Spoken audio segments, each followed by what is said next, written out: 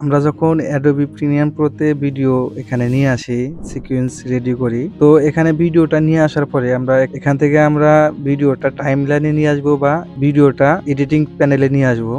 এটা track and drag করে এখানে ছেড়ে দিলেই ভিডিওটা আসে না। কি কারণে দেখেন, এখানে আপনাদের হলো টাইমলাইনটা নাই।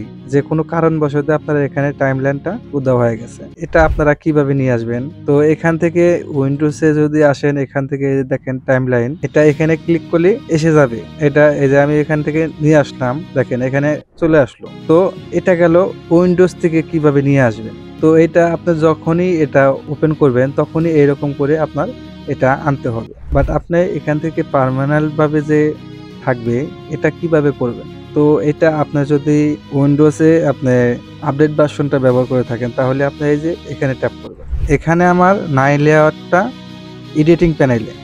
আমার এখানে এডিটিং প্যানেলে লেআউটটা থাকতে হবে। তো আপনি এখানে এডিটিং প্যানেলে এসে এই যে এখানে দেখতে পাচ্ছেন রিসেট টু সেভ লেআউট, আপনি এখানে ট্যাপ করবেন। ট্যাপ করলে আমার এখানে লেআউটটা চলে আসবে। তো এখানে দেখুন, এখানে আমার এডিটিং প্যানেলে এগুলো আছে।